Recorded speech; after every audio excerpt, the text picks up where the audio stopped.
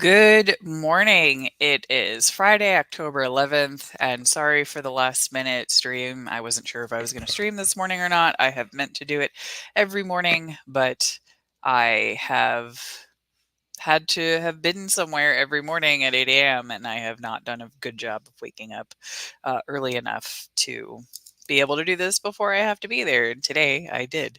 So I can only stay on until 7, and then I have to get ready. So we're going to do a 30-ish minute crime recap. So in the mornings, probably going to start doing that for the next few months, Monday through Friday. I will be somewhere at 8 a.m. Central Time. So, but after that, it'll be 9 a.m. So then I won't have an issue doing it normally. Anyway, so let's get into it. Let's see. I have videos that I saved for today, and then I have some other ones if I run out of videos, but I doubt it. All right. So a couple shootings to discuss. One in San Antonio where a teenager killed their neighbor. A 14-year-old shot and killed their neighbor. And then a mom in Maryland shot her 13-year-old daughter. I mean, I know teens are frustrating, but you can't shoot them. There's one in my household. She's going to be 16, and sometimes I understand why my mom slapped the shit out of me, but I would never do that to her. But like sometimes I get it, if that makes sense. But anyway, I'm gonna put my foot in my mouth. Alrighty, so let's go ahead and get started, and let's see what happened here in San Antonio. Why did a 14-year-old kill his 16-year-old neighbor? Let's put it back, rewind. Thank you. The family of a 16-year-old shot and killed overnight by another teen is left coping with his death. Police say Joel Castillo was shot and killed by a 14-year-old neighbor. KENS 5 reporter Mike Jimenez sat down with Castillo's father and brother and shares their pain. A father sits in grief at the spot he held his dying son Wednesday night, 16-year-old Joel Castillo. No families out here deserve a father or mother have to see their kid leave this earth, leave this world. San Antonio police say Castillo was shot and killed by a 14-year-old teen who lived in the same complex.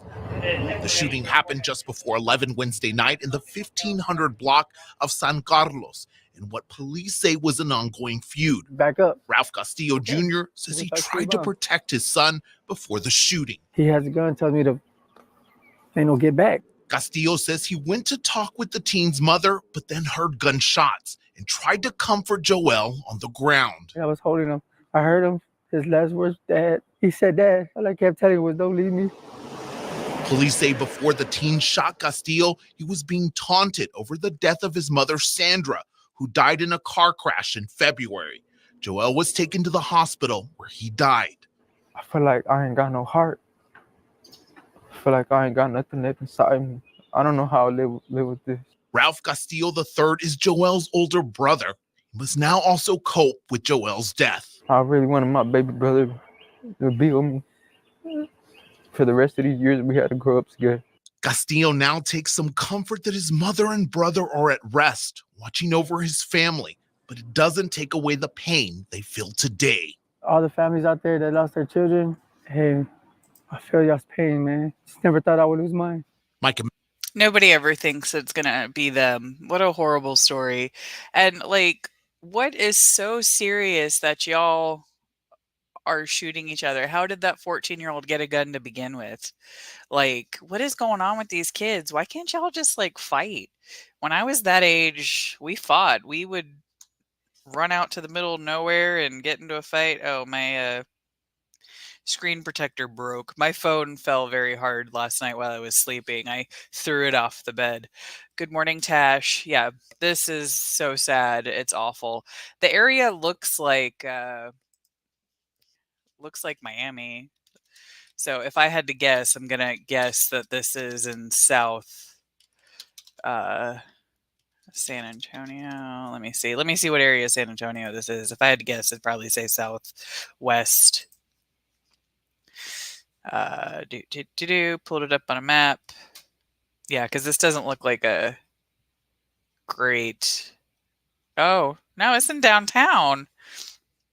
That's in downtown. Like, why can't y'all just fight? And how are you going to taunt a kid over his mother's death and the poor father, the poor mother, or the poor brother? And I understand. I feel like I don't have no heart because, like, I after Austin was murdered and my mom died within 2 months, like, I did not give a shit about anything, like nothing. Like, if somebody would have tried me, I probably would have done something really stupid. But thankfully, I'm in a much better space now. So I hope that 14-year-old is held accountable. It's a very sad story. I'm gonna keep this open because see. I want to see if I can reach out to this family or something because that shit breaks my heart. So, moving on.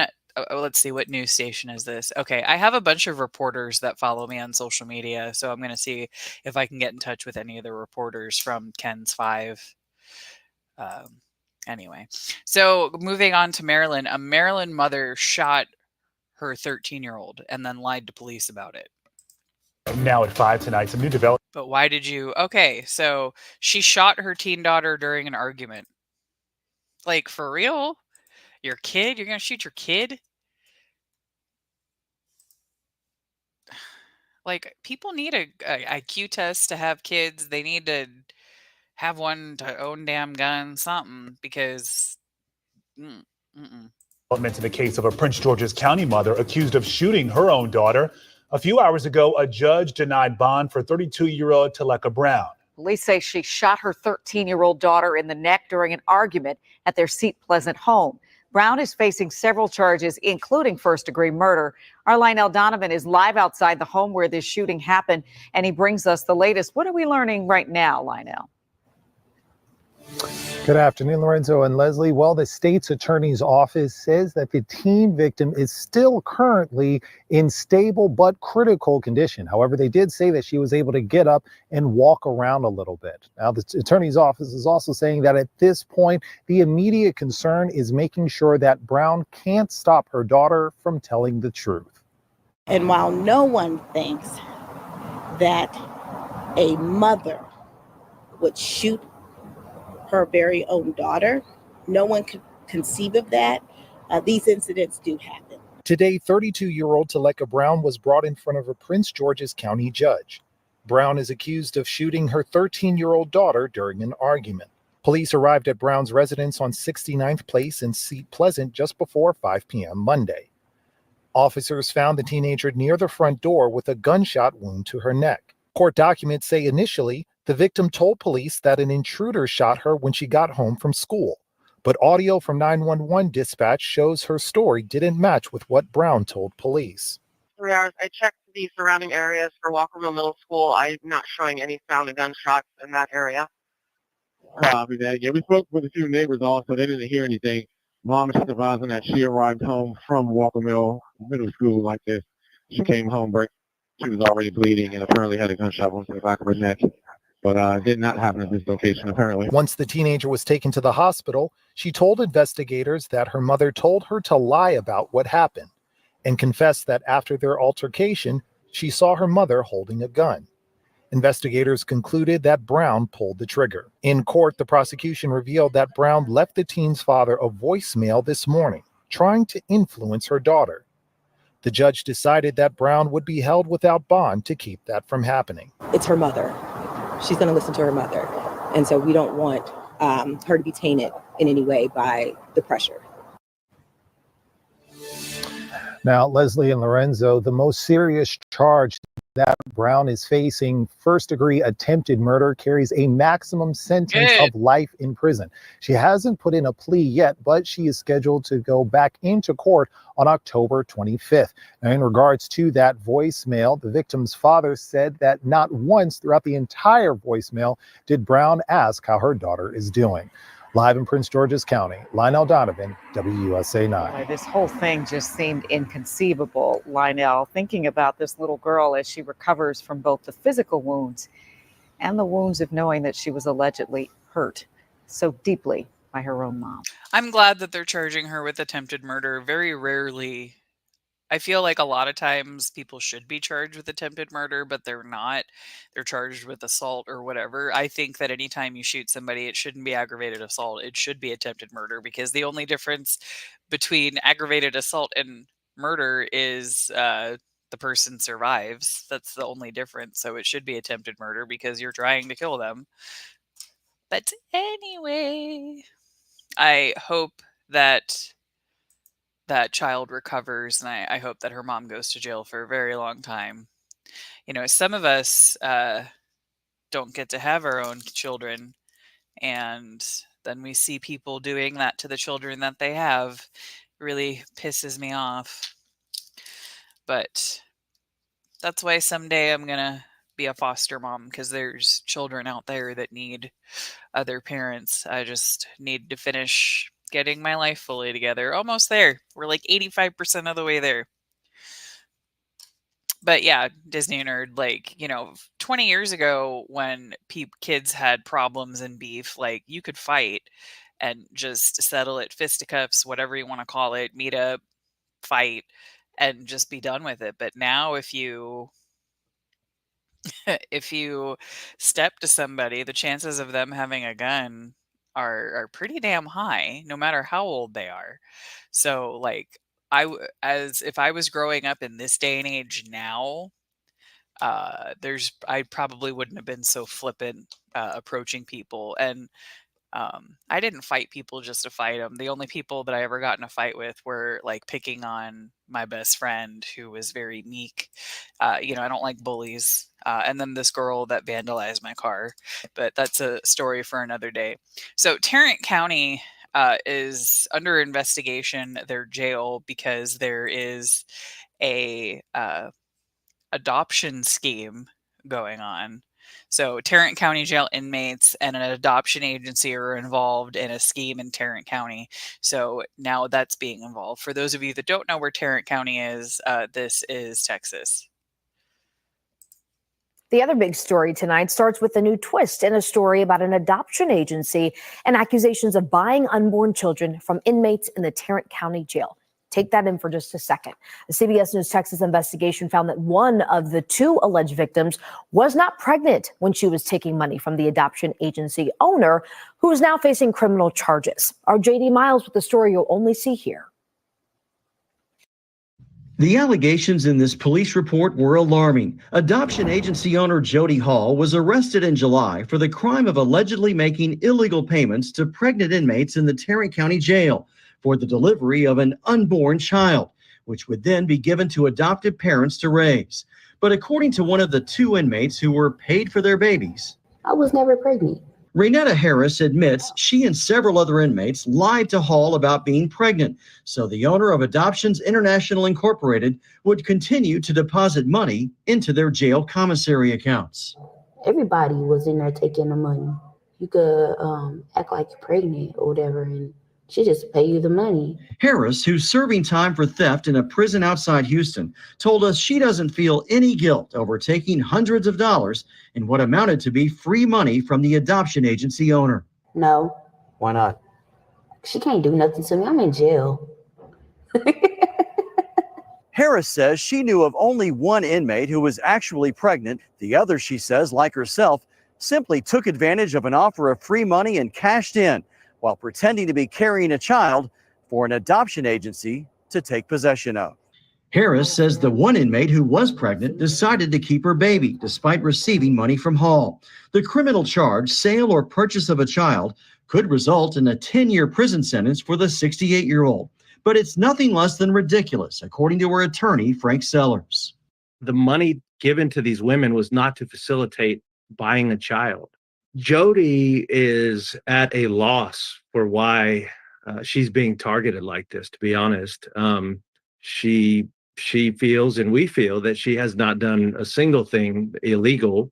Sellers says Hall was simply doing what every adoption agency is allowed to according to the state law, which is offer financial assistance to a birth mother to meet her reasonable and necessary living expenses. Adoption agencies like the one that Jody ran are allowed to provide reasonable living expenses for women who are their clients who are wanting to put their children up for adoption.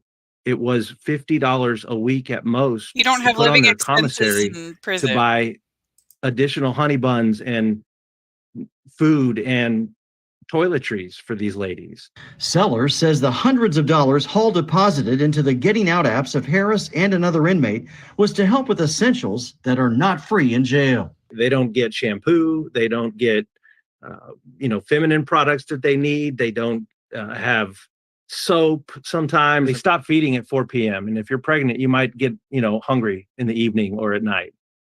They don't provide soap. They don't provide enough toothpaste. But the Terry County Sheriff's Office, which conducted the investigation, told us in a statement that the payments crossed a legal line, saying, quote, "The Terry County Jail incurs all necessary pregnancy-related and living expenses of their inmates. Female inmates are provided all hygiene products, and the physician can prescribe additional food portions to be offered, and pregnant inmates are provided a morning and evening snack." We spoke off camera to several adoption agencies that confirm reimbursing birth mothers for expenses isn't a crime, but they don't have enough details on this case to weigh in. The National Council for Adoption says since 2010, the average cost to adopt an infant in the U.S. is $32,000, which includes birth mother expenses such as those listed here. Hall's attorney says that includes what the inmates were receiving money for. If anyone should be charged, Sellers says, it's the inmates who took money to help with prenatal child care they didn't need. She certainly feels like she's been taken advantage of, that's for sure. Her agency has been put on hold pending investigation. This is having a chilling effect on what they do and what they, how they've been doing things for forever. J.D. Miles. I mean, I don't know. I've never been to prison, so I have no idea. I'll have to see if I can find someone that's been to a women's prison.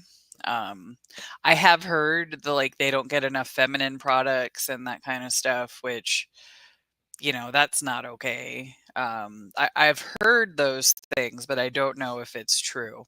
And, they could be hungrier. So that I understand, but yeah. How do you not even make sure that the lady was pregnant? She just said she was. You didn't even take a pregnancy test?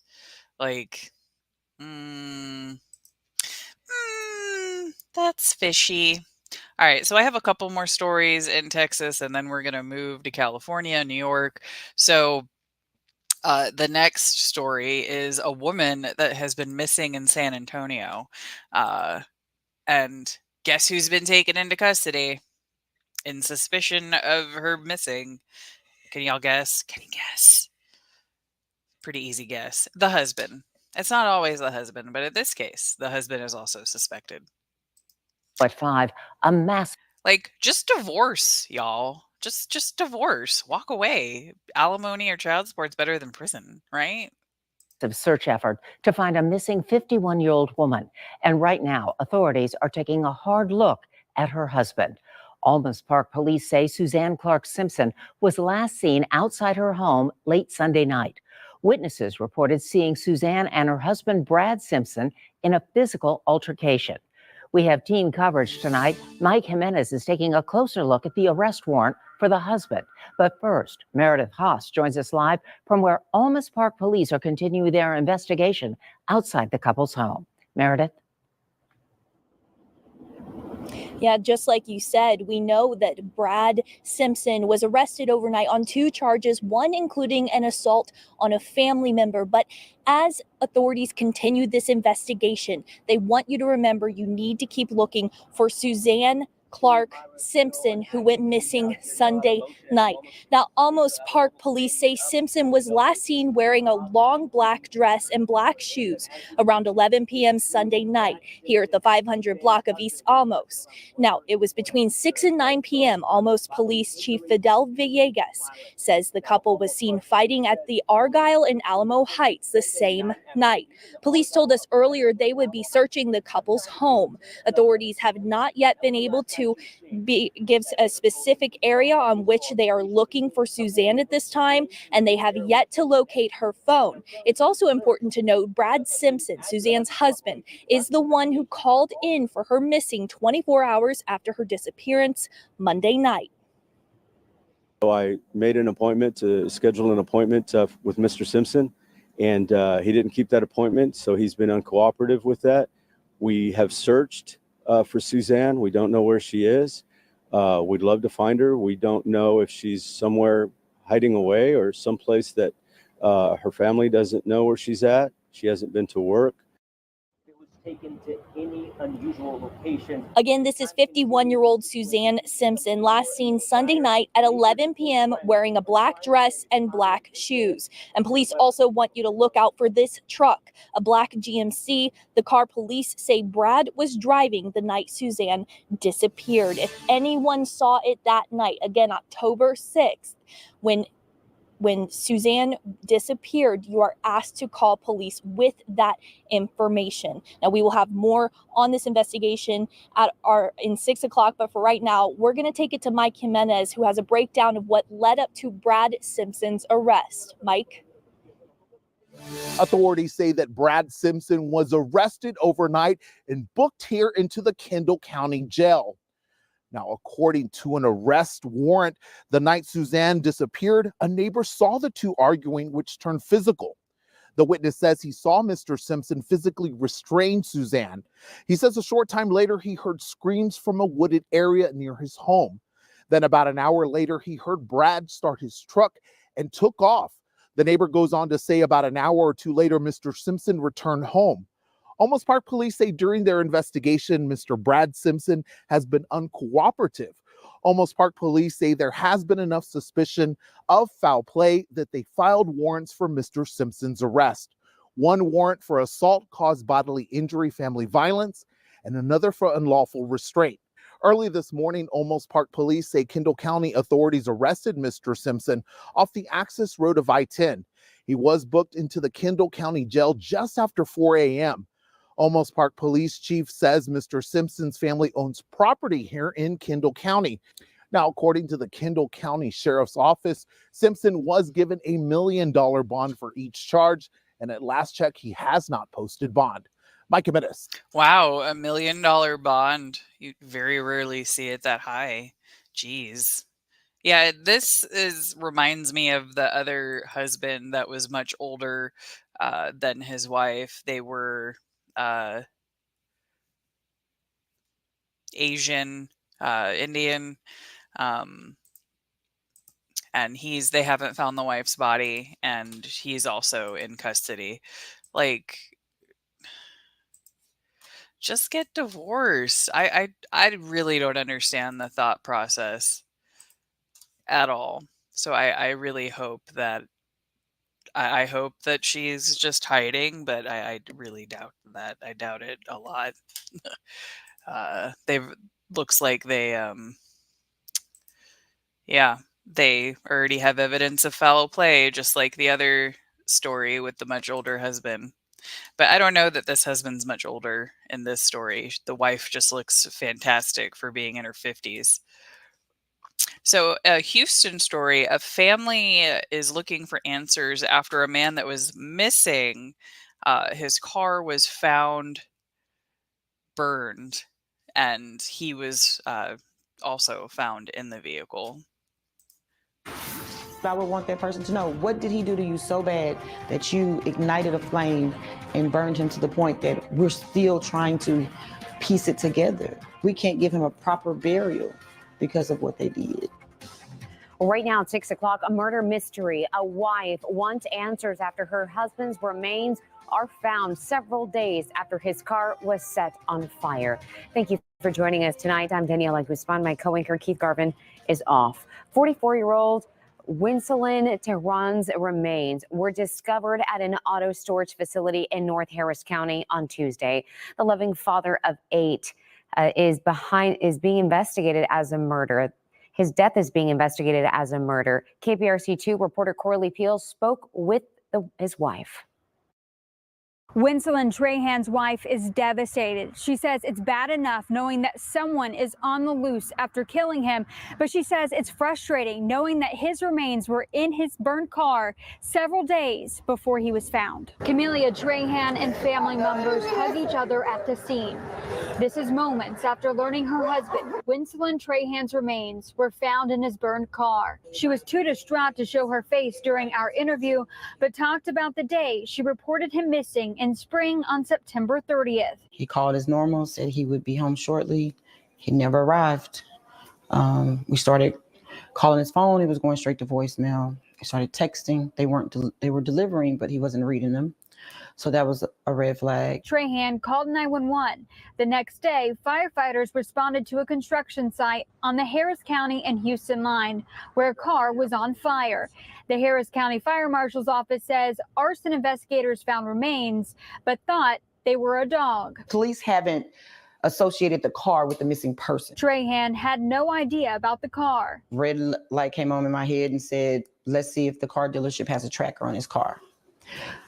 So we called the car dealership. The tracker took Trahan's family to the construction site. And when his cousin discovered it, there were burn marks, but the car was gone. At this point, Trahan's husband still considered a missing person. With the case involving multiple jurisdictions, Trahan says there was confusion about which agency was on the case. Her family continued searching. The car was eventually towed to an auto storage lot off Rhodes Road. The owner notified Harris County deputies about the burned car. Once deputies arrived, they contacted the medical examiner who found Trahan's remains. So for 8 days, we were looking for him and he was in the car the whole time.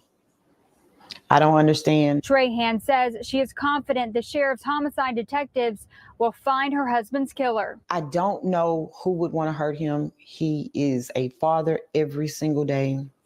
He is a son. He is a husband. So if we've just been reaching out to every platform to see if anybody knows anything anonymously. At this time, no suspects have been identified. Trahan's wife is asking for anyone who has information to contact the Harris County Sheriff's Office or Crime Stoppers. We have that information at click2houston.com. Corley Peel, KPRC 2 News. Corley, thank you. Corley also got in touch with the Harris County Fire Marshal's office, who says to rectify why the remains were not investigated at the burn site from now on, they will immediately contact the medical examiner's office to investigate, even if they think the remains are an animal. Why the hell would you think it's a dog, dude? Like, I guess that they couldn't identify the car, the vehicle, but this isn't the first time that there's been overlap like that and that there was an issue. There is another situation where there was a homicide. The man's home, his friend was found dead in the house, but they couldn't find the actual owner of the home and the vehicle, and his vehicle was there. They towed the vehicle to the impound lot, and then like a week later they found the guy's body in the trunk. They didn't even check the trunk. And I have talked to police about some issues like this, and when there's overlap like that, there's issues. There can be issues in Houston, between Houston police and Harris County. Oh, good Lord. I mean, but if I had to pick between the two agencies, I would prefer Harris County investigating over Houston. But so remember how I say all the time, please don't go to Mexico? Please don't go to Mexico. Not right now. It's not safe for us. Don't do it. A Southern California family reeling from the sudden and violent loss of a loved one who was shot and killed while visiting Mexico is also facing the added trauma of trying to bring his body back home. KTLA's Shelby Nelson reports from Hemet.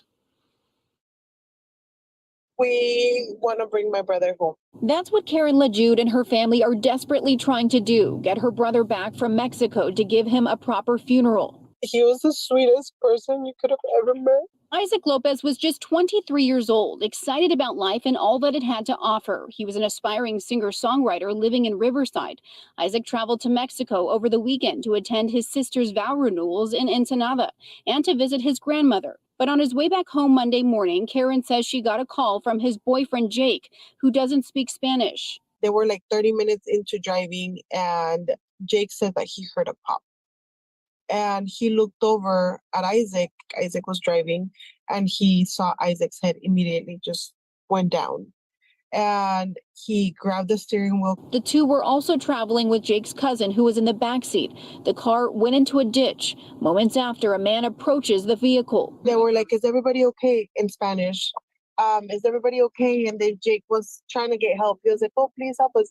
And when he said that, the guy took out the gun and he shot Jake on the shoulder. He immediately went to the back and he started saying, "Dinero, dinero, teléfonos." And he looked at Darlene and he shot her. Karen was told it took Mexican authorities more than an hour to respond. Within that time, her brother passed away. She says all the suspect took was a phone. Her brother's wallet was still there, leaving her and her family with even more questions. She believes this was a crime of opportunity and that the shooter targeted Isaac's vehicle because of his foreign license plates. As for Jake and his cousin, both survived the traumatizing attack. Meantime, Karen and her family are raising money to help bring her little brother home. She says the number one thing she'll miss is hugs. He was always there for me when I needed him. Shelby Nelson, KT.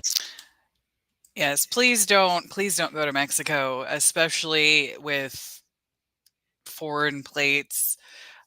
They think that Americans are rich. Mexico is not what it was a few years ago. It's so much more dangerous than it used to be. I've been to Mexico.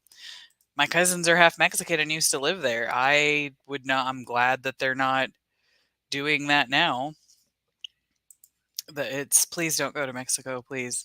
Anybody, if you're watching, please don't go. I don't know. I may not even know you very well, but I don't want anything to happen to anybody. I love you. Please don't.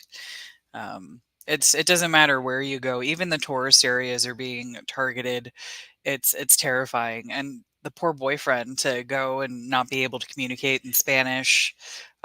Very horrible experience. So going to New York now. Another corruption investigation in the Eric Adams administration. Shocking. Not. How many people have been arrested? A lot. A lot of people have been arrested when it comes to the Eric Adams administration. No shock there. Another corruption investigation engulfs City Hall. This one reportedly involving the city's leasing of commercial properties. Political reporter Marsha Kramer has this. It was a joyous celebration, Triumph of Human Spirit Day at the African Burial Ground Monument. Front and center, Mayor Adams, demonstrating that despite all the corruption investigations bogging down his administration, he is determined not to give in. As I stand here today on the African burial ground, I say my spirit is triumph. I will never surrender. That could have been a message to federal prosecutors who have charged him with bribery and taking illegal benefits from foreign nationals. But it also came as his administration is facing a new corruption investigation, this one by Manhattan District Attorney Alvin Bragg and the City Department of Investigation. Sources say it involves the city's leasing of commercial properties, and a number of officials, including Ingrid Lewis Martin, the mayor's chief advisor who's been a confidant of his for decades. Prosecutors seized Lewis Martin's phones a few weeks ago when she returned from a trip to Japan with another person reportedly involved in the probe, a broker involved in city leases, Diana Boutros.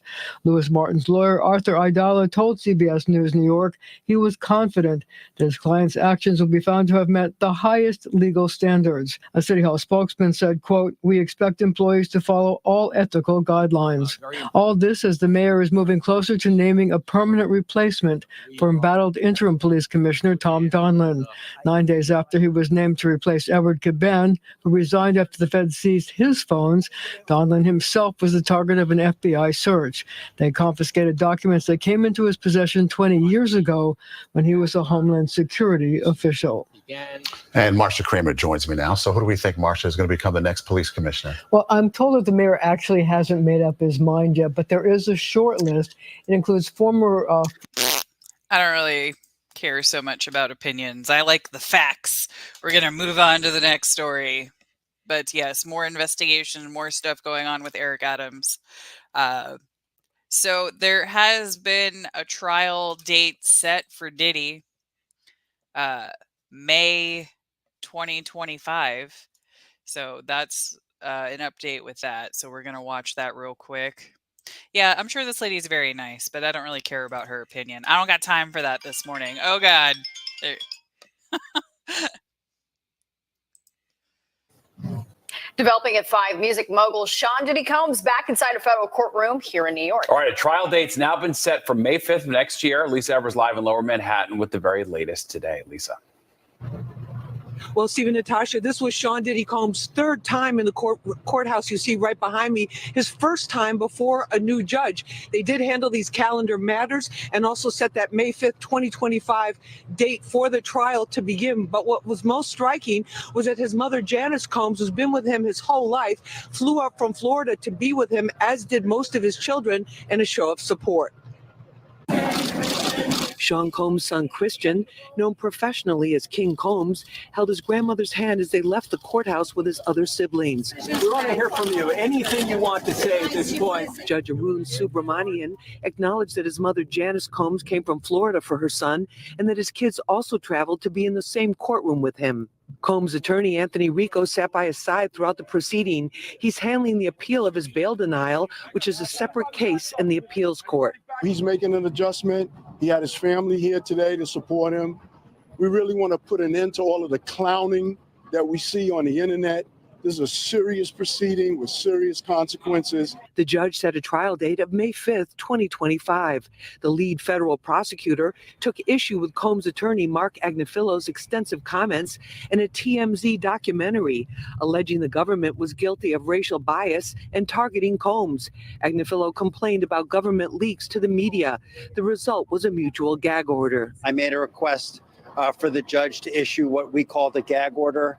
And the judge is going to issue it on a reciprocal basis.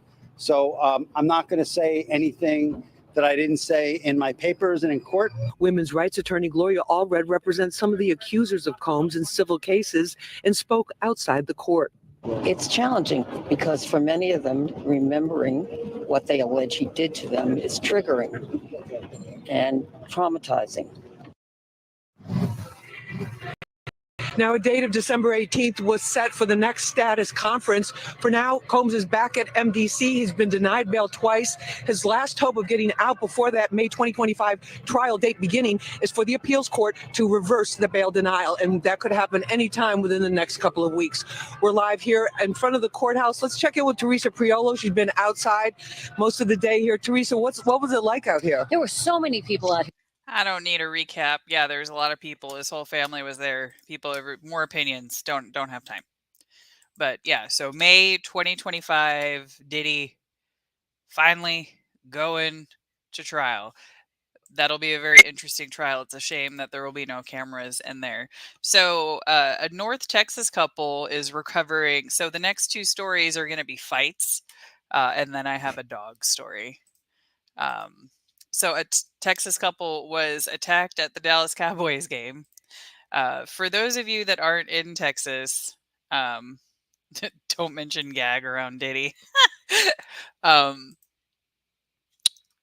Everybody that hates Dallas except for Dallas.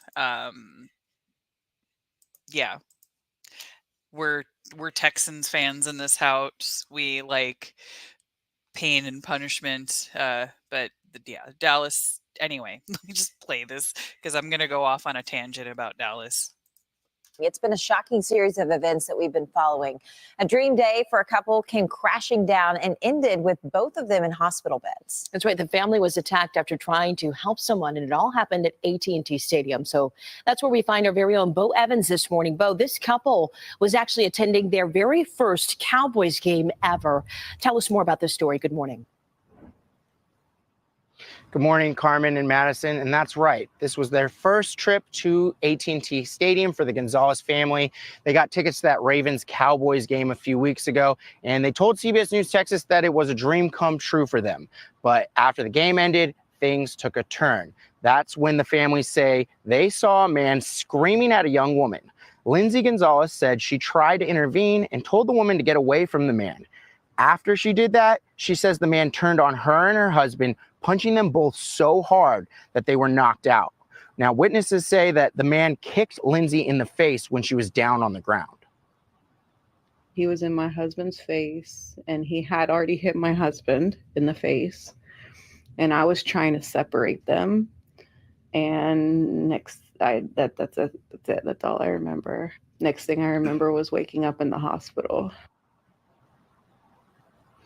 Arlington police arrested 32-year-old Rafael Ramirez and charged him with 2 counts of assault causing bodily injury. Oh my God. Lindsay Gonzalez says she has 12 fractures in her face and is recovering from surgery to insert metal plates into her face, and that her husband had surgery to repair torn ligaments in his leg. Now, the Cowboys told CBS News Texas that all games are staffed appropriately with law enforcement and security, and that guest safety is their #1 priority. But the Gonzalez family is wondering, why did it take so long for help to arrive? Jesus. And I get it. You want to intervene when you see somebody being attacked in domestic violence, but like, they're violent people. That's why a lot of people don't intervene. Like, holy crap. Was this guy like massive compared to them? He did a hell of a lot of damage. Jesus. But the couple did the right thing, but and where the hell is security? How much security do they have? So another fight. We're going to Beverly Hills now.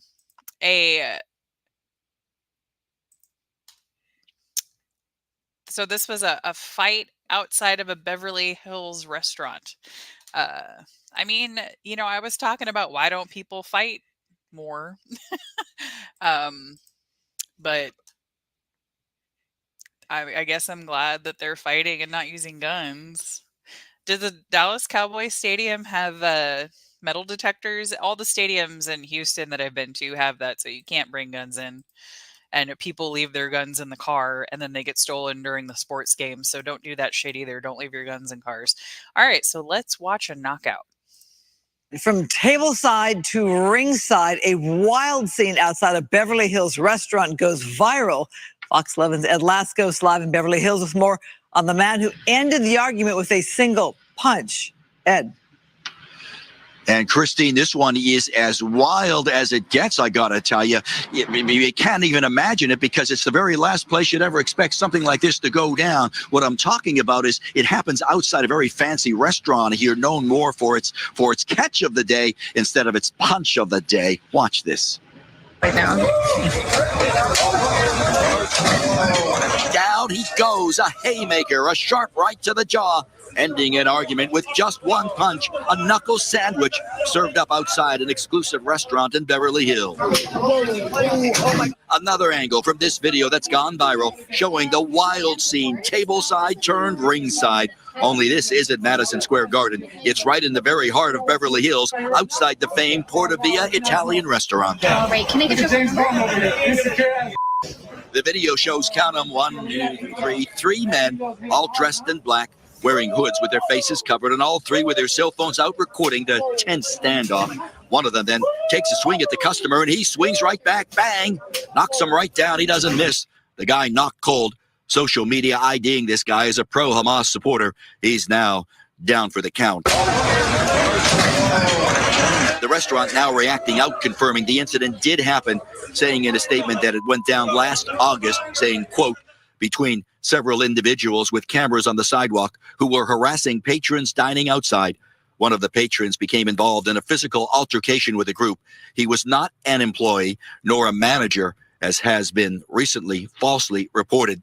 That refers to social media postings incorrectly calling the man who threw that knockout punch the manager of the restaurant. That is wrong. Port of Via stressing it deplores harassment and violence of any kind. All this right here on North Cannon Drive, even with its armed private security walking the beat on the sidewalks and its police patrols, a violent face-to-face confrontation and one hell of a punch.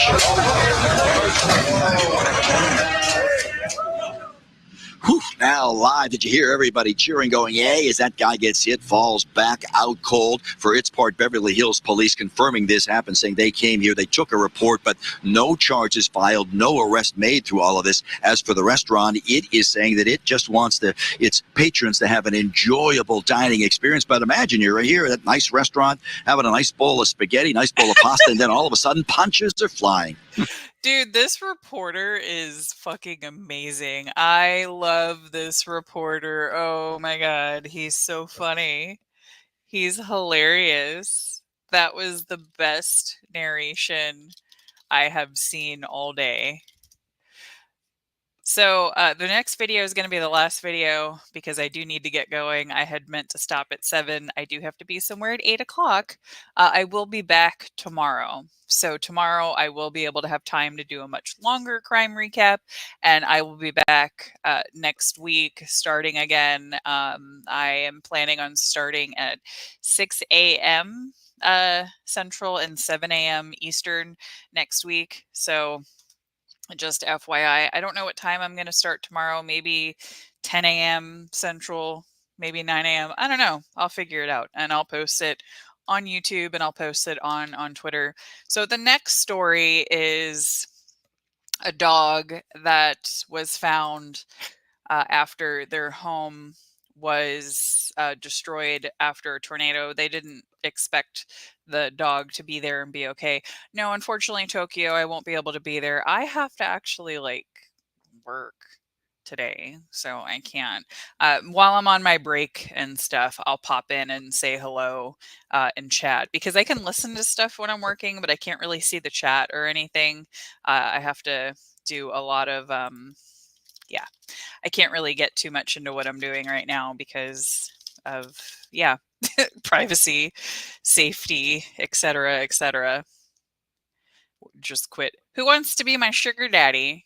Because if I have a sugar daddy, then I'm doing different employment than what I was doing, and I haven't been in an actual office in 7 years. I've been remote. It's weird. It's not bad though. I don't mind it. But it's different. But I have a nonprofit that's trying to woo me. And that would be a hybrid position. So I don't know. I'm trying to figure out what's best for me in my life. But the current job that I'm doing is no stress at all whatsoever. And I love that for me. But anyway, all right. So the last story of the day, a dog rescued. We love dogs. We love animals, and we love a happy ending on a happy story. Well, in the face of Milton's destruction, there was an uplifting moment captured this morning in Fort Pierce by CBS News Miami's Morgan Reiner. A dog emerged from the rubble in the aftermath of the deadly tornado. The dog's owners died in the twister, and now there is a brand new update to this story that went viral. Truly a moment of light in what is such a dark moment. I'm happy to report that Benji, who we now know is Lulu, is safe. She's had plenty of water. I gave her some of my hurricane snacks. We took her to a vet to officially be checked out. And I am so happy to report that in the last few hours, we actually were connected with Lulu's family. And take a look at this. This is Lulu's sister. This is Sheba. And she was just found alive in the same pile where we found Lulu. This is what Spanish Lakes Country Club Village looked like Thursday morning after several tornadoes ripped through the community. None of these manufactured homes are livable. This is Michael, a good neighbor who helped those around him prepare, tried to convince many to leave. He walked us down to show us the destruction, and we decided our next live shot would be from this location. Moments before our hit, my photographer Brian heard the faint barking. We climbed on the debris, but the dog stopped responding. We were strangers. Then Michael started calling her name. At the time, he thought it was Benji, another Shih Tzu that lives on the street. Said Benji, who we now know is Lulu, belongs to the people who lived in this home, but did not make it. This is the moment Lulu was found seconds before our live shot. He got Benji. Oh my goodness. We took Lulu to a nearby vet. Say I got a bath. Where they gave her almost a clean bill of health. She has a good heartbeat, clear lungs, some unrelated issues like a skin infection she is now being treated for. Then we got the call. A man had seen our coverage and said Lulu belonged to his grandfather and grandfather's girlfriend, who did live in this home wiped away by the tornado and are confirmed to be victims. Lulu is 14 years old and very much loved. She was under the debris as well. This is the moment that Lulu reunited with her sibling, Sheba. Oh, Look at how happy she is. goodness. That's why Lulu went there, to find her. Obviously, Lulu is very small. Sheba is much bigger. At one point, it's a horrible thought, but the family thought because she is much bigger that she was not as likely to make it out of the rubble. Obviously, she's here, she's alive, she's seemingly unharmed. The family told me that they are going to take her to the vet just to make sure that she gets a clean bill of health as well, just like Lulu here did. Obviously, the family is heartbroken about losing their grandfather, but they are at the same time just so happy that they have a piece of his heart. In Fort Pierce, Morgan Reiner, CBS News, Miami.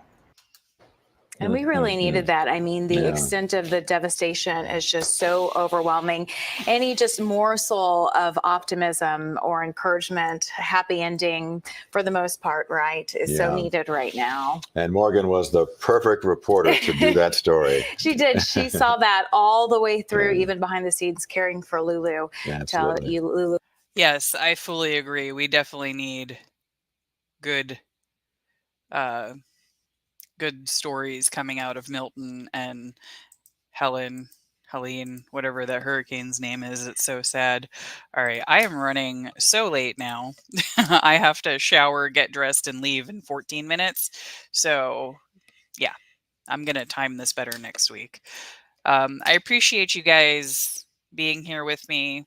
I will be back tomorrow morning. I will post a time once I get that figured out, and I will have a standing schedule for next week.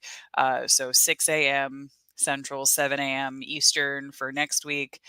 And then that way I can go from 6 a.m. to 7 a.m. I love you all. I appreciate you being here. And I hope that everybody has a beautiful day. And I will see you all next time. Bye, y'all.